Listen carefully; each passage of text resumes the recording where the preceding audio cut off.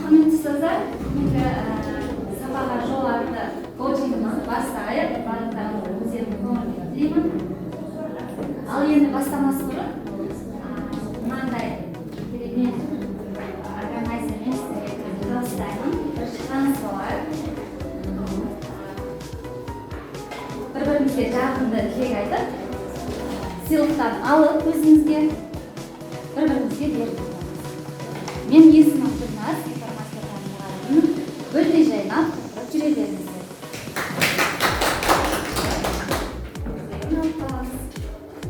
Өзіңізді таныстырыңыз. Қай мектептенсіз? Есіміңізді айтып, есіміңізде басталатын жылы тілегіңізді жібересіз. Мен Сугарова Динара Евгеньевна, Байтұрсынова атындағы номер 7-ші мектеп гимназияның ағылшын тілі мұғалімі. Д-дан келеді ғой Динара. Самира апайға денсаулық тілеймін. Иә, өзіңізге алып қалыңыз. Органайзер бере беріңіз. Иә, өзіңізге тілегіңізді айтыңыз. Мен Изгишева Замира Абдрахмановна. Школа, гимназия Изгүл, Акбай Аксында, мектеп гимназия Елу, Байтұрсынова атындағы орыс тілі мұғалімі АКЗ-дан басталады.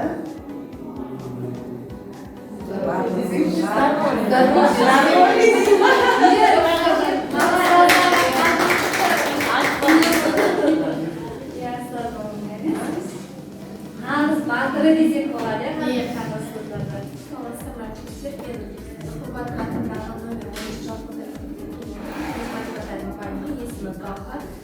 İyi.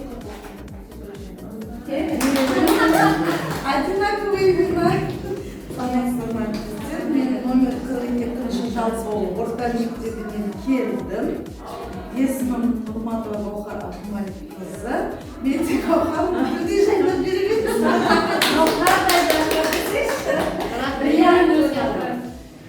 Бриллиант сияқты. Саламатсыздар ма әріптестер? Мен білім басқармасы әдістеме орталығының информатика пәні әдіскері боламын. Атым Мөлдір. Мөлдір махаббат тілейді. Менің есімім Мауленова Бала Жанабекқызы, номер 137-ші жалпы орта білім мектебінен келіп отырмын. Информатика пәнінің мұғалімімін. Балдай бақытты күндеріңіз көп болсын деген тілекпен.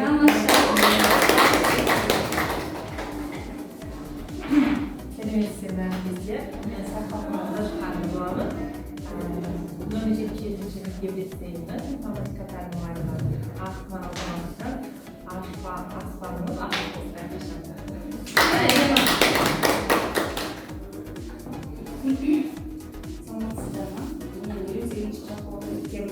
информатика пәнінің мұғалімі Исмағилова Назар Айламыз. Одан бөлек ештеңе жоқ деймін. Бұл сияқты құлқып жүре береміз.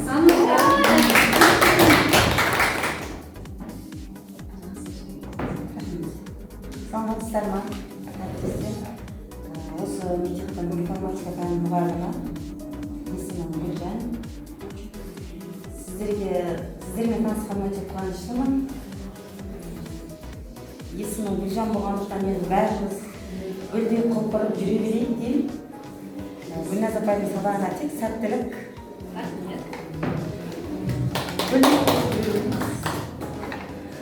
Саламатсыздар. Мен есімім Айтбаева Гүлбала. Осы 60-ші мектептің информатика пәнінің мұғалімімін. Біріншіден қош келдіңіздер біздің мектепке. Сіздерге шығармашылық табыс тілеймін. Алда өткен осы 8 наурыз халықаралық әйелдер күнімен де құттықтаймын сіздерді. Есімім бұдан келгеннен кейін қазір 69-ші мектепте коучинг сабақта отырсақ, болашақта Голландия елінде коучинг сабақта бірге кездесейік.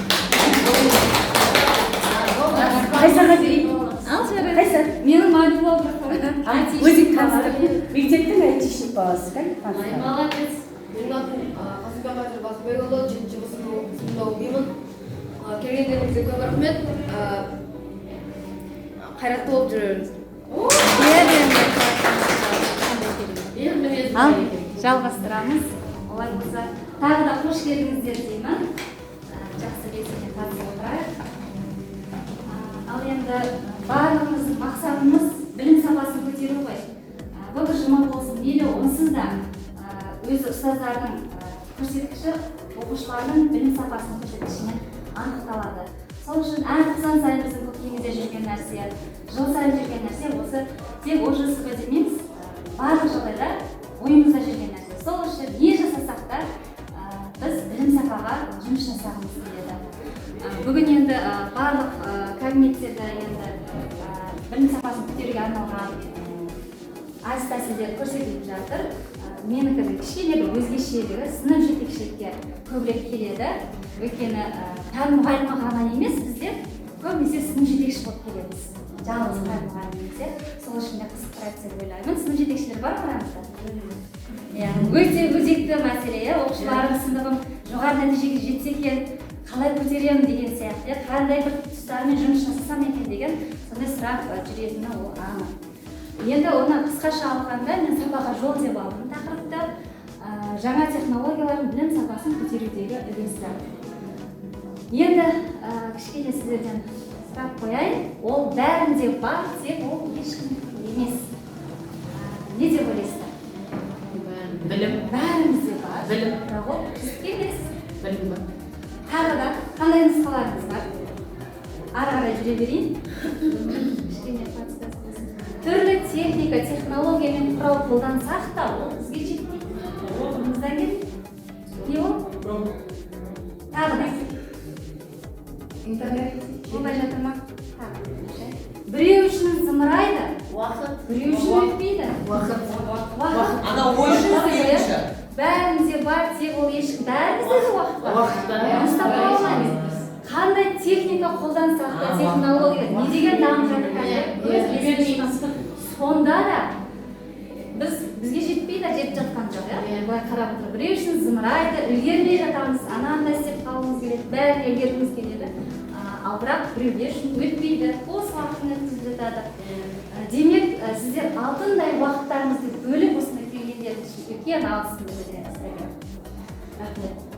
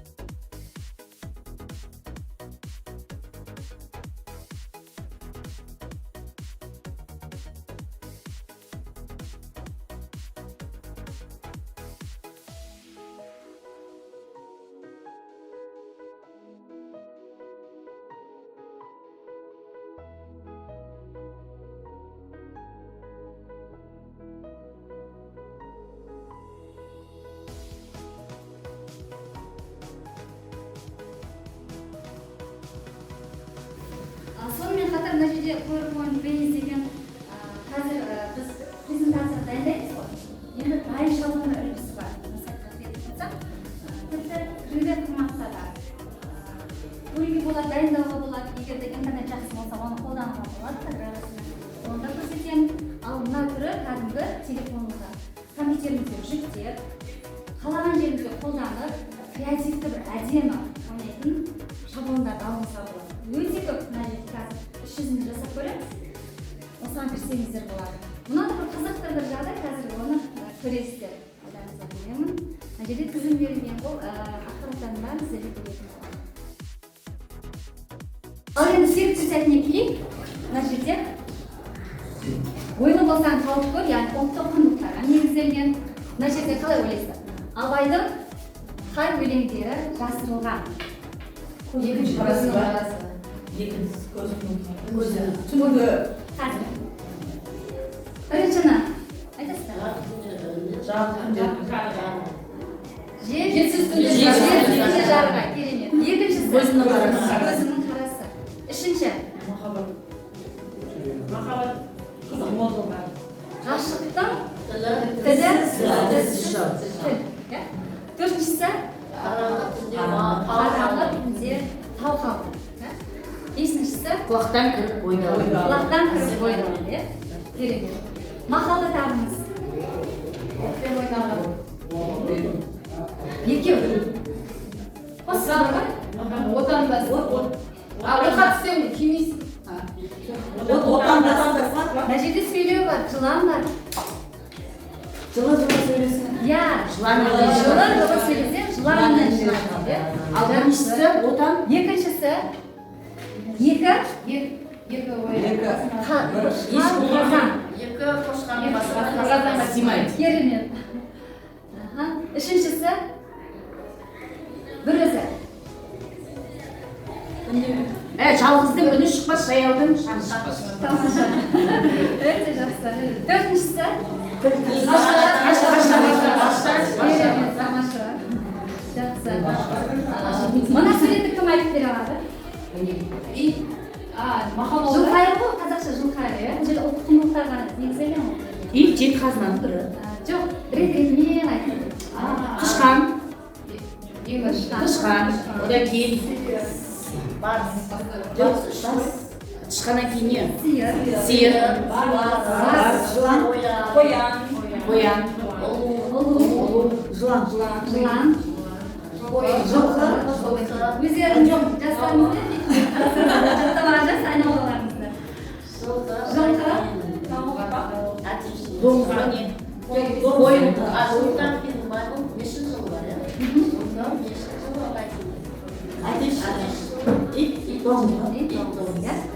Жақсы. Енді киелі сандардан тұратын ұғымдардың атауын жаз. Бізде 3, 9, 40 деген ұғымдар есе көп, иә? Енді ана бірінші тұрған нені білдіреді? Киелі бала немере жетата, иә? Барлығымыз білеміз. Құрғақшылық, мал қырылу, өрт, оба, соғыс, соғыс, зала деген не ол? Жұт қой, үш жұт қой. Үшеу ақтыр ма?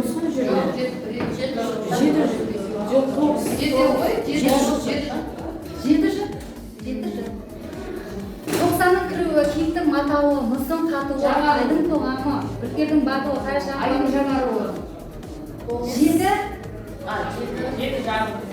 Жеті амал. Көп біле бермейміз, иә?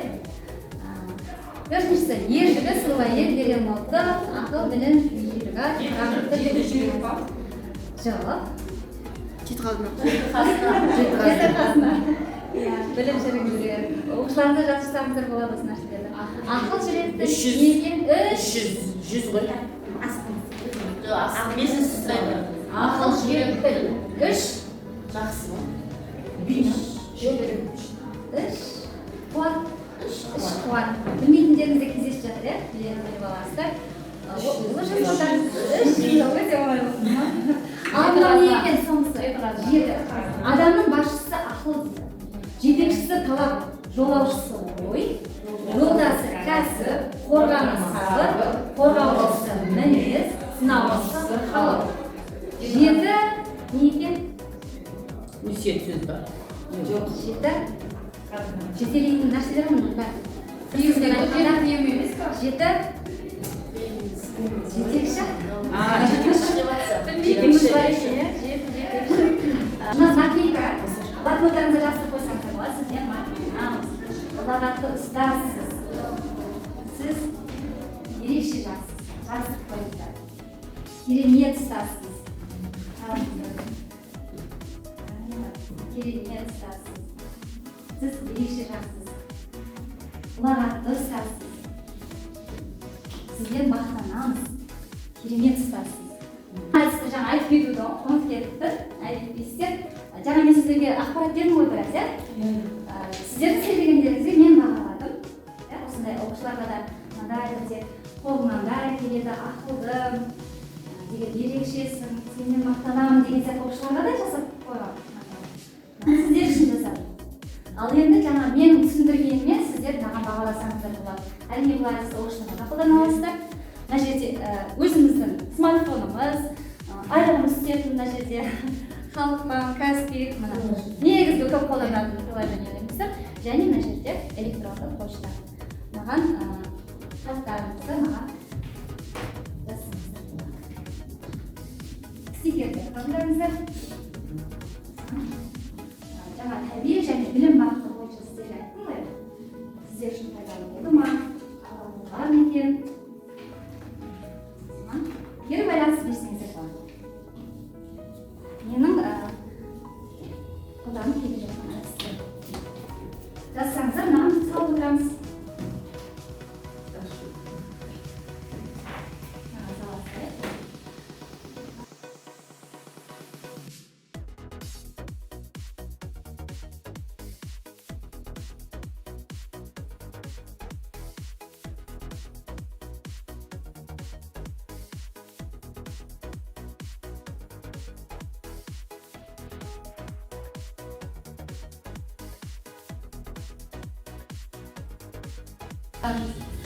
Айсыз қандай зерттеу? Әртүрлі зерттеулер келеді, иә?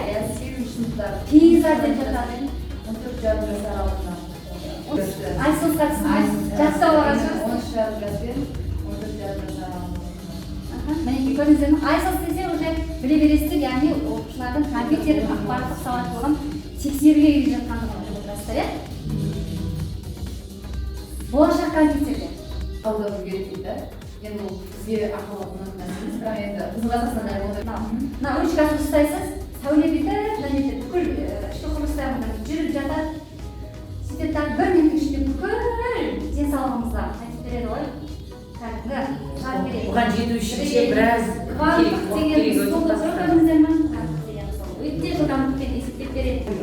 Google компаниясына тиесілі пайдаланушыға өзінің әртүрлі ақпараттарын интернет желісінде сақтап қоюға мүмкіндік береді. Яғни сіздер телефондарыңыз толып кетеді, ноутбуктарыңыз толып кетеді. Google Drive, Google Sheets, Google Drive, Google Docs қолданасыздар ма? Google Drive, иә? Барма бағыттарда өте қолайлы, иә? Өте жақсы. Қанша орын береді? 15. Сауданы цифрландыру жаһанданып жатыр. Қай елдер алда? Алда жоқтар, иә? Қытай, ақш, Еуропа елдері, оңтүстік Корея. Қайсысы алды деп ойлайсыздар? Түркиядан алып жатыр.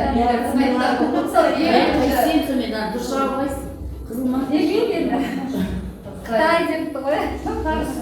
Өйткені ең алғашқысы мысалы цифрлық жағынан сондай заказ беріп, заводына келеді деген сондай ең бірінші Қытай ғой. Деген жеңімпаздар. Бірінші орында Динара Гаухар апайымыз. Бірден ешкім жауап бермеген кезде бірден көтердіңіздер жаңа. Үшінші орында Балғыр апайымыз екен. Құттықтаймыз. Негіз құралы, жағдай бақылау негіз құралы, және тәртібін бақылау негіз құралы. Білім сапасы. Білім сапасы. Дұрыс. Білім сапасын тексеруге арналған, иә? Келесі Гаухар апайымыз қандай нәтиже шықты? Мына жерде сіздерге көрінеді ме? Мына жерде оқу сауаттылығы 10 тест тапсырмасы дейді. Математикалық 12. Жалпы 75 минут беріледі екен, максималды балл 30 балл. Қай сыныптарға арналған? 9-ға. Максималды балл 30. Қандай? 9 болу керек, по-моему. Бірінші сынып арналған. Дұрыс. Жарайсыз. Келесі 8. Мен үшін жақсы мұғалім бәрінен де артық. Өйткені мұғалім мектептің жүрегі. Автор кім екен? Абай Ыбырай Алтынсарин. Ыбырай Алтынсарин. Өте кереметсіз, е? Келесі 12. Оқытудың қай түрі дейді? Сурет анық көрдіңіз сіздерге? Дәстүр оқыту. Қолдарында телефон бар, қақылт ойнаған. Бірақ комменте отыр, е? Дәстүр сенімсіздер ма? Иә, дәстүр бар. Өте оңай, е? Келесі 4. Педагог мәртебесі туралы заң жобасы қай жылы қабылданды? 19 жыл 1 қыркүйек, 19 жыл 31 желтоқсан, 20 жылы 20 желтоқсан, 20 жыл 1 қыркүйек. Қай нұсқада болады? 19 бір емес пе? 20-да педагог мәртебесі туралы. Негізі көріп жүріп қой, заңдар бар. Естеп шығаршы. Қайсысын таңдайды? 19 Абайдың бар. 31 желтоқсан 19-да. Бұған сол ойламайды. Қандайсыз?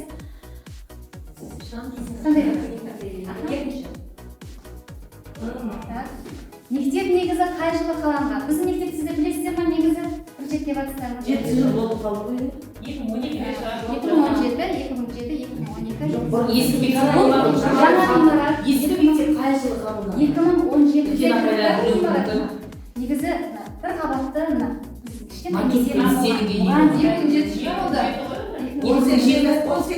қандай береді? 2007 айтты. Өйткені ана директорлеріміз 14 жыл болды деді ғой.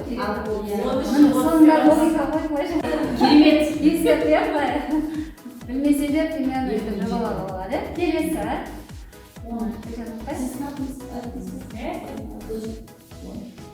Ашамыз. Мектебіміздің электронды почтасы. Школа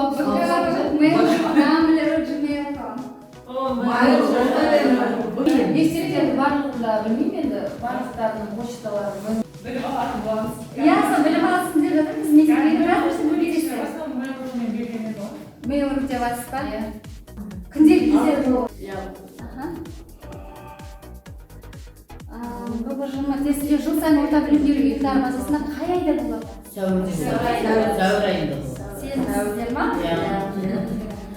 Информатика беске беді ғой. Азғандай сұрағыңыз қалды? 4. Педагог мәртебесі туралы заң жобасы қай Иә. 75 балл. Жаңа 30 баллды. Студенттер емес па? 11 емес па? Жоқ, Жақсы. Бұл ана ББЖ-ға қатысты емес па? Иә, содан да сұрақтар қосылды. Жаңа сол не еді? Ешқашан ұмытпайтын жастар енді. Оқытудың қай түрі? Мына жерде көріп отырсаңыздар сабақтар, видеолар, жүктетіп кез келген уақытта көре аламыз, иә? Көбінесе онлайннан қашықтықтан шығасыз жатады. 11. Мектеп ғимараты неше оқу орны болып салынған? 1200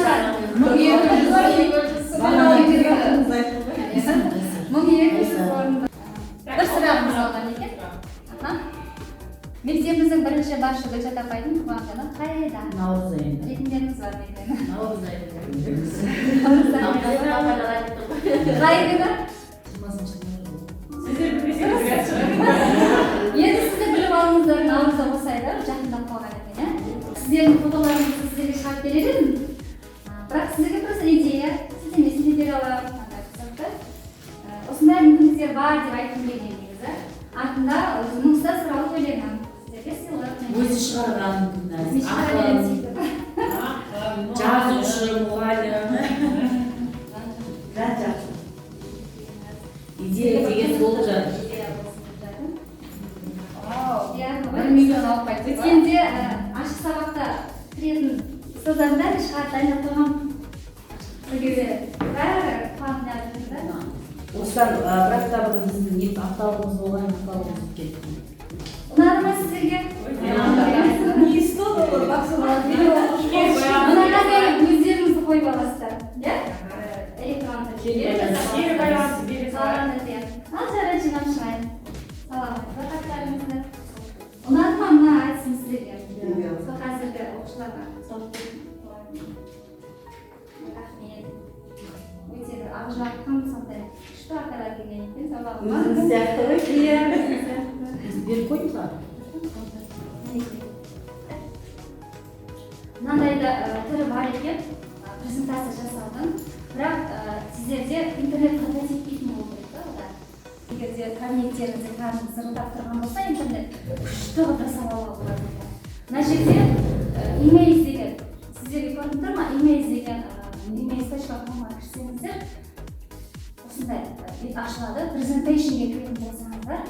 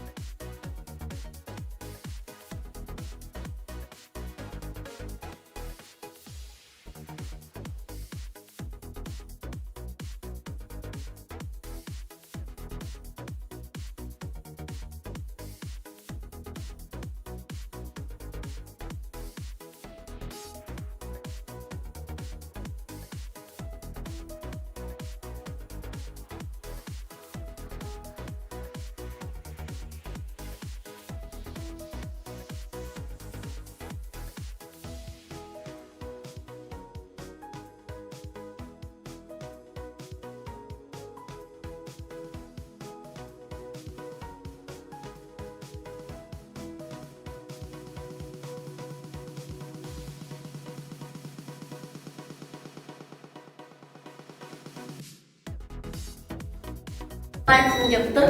Мектепке кіргеннен күшті әсер алдық, себебі қазіргі тіркеуді де қазір современный инновациялық QR-кодпен алып отырсыздар. Барлық керемет жақсы дүниелеріңіздің бәрін саралап жіктеп әр жерге әдемілеп қойып қойғансыздар. Көрмеде жүргенде болып сондай әсер алдық. Енді әр сабақта да көруге тырыстық. Гүлназ апай, сіздің сабағыңыздан біз керемет әсер алдық. Өйткені қазіргі заманауи ұстаздың бірі екеніңізді дәлелдедіңіз осы бүгінгі қош сабағыңызбен. Себебі біз осы сабақтан біз көптеген мағлұматтарды алдық. Жаңағы ментиметр, кахут ойынын негізі өзім де ойнатамын, балаларға ең қызығы ойнайтын. Күніге сұрайды олар, күніге ойнауға да болмайды, бірақ жаңағыдай бұл жерде жылдамдық, белсенділік, лидерлікке күшті ойын. Ментиметрде мысалы кері байланысқа өте керемет. Және де қазіргі біздің баяғы PowerPoint-ымыздың да PowerPoint Base деген несінде білдік бүгін. Мен сізден білдім оны. Сізге шығармашылық табыс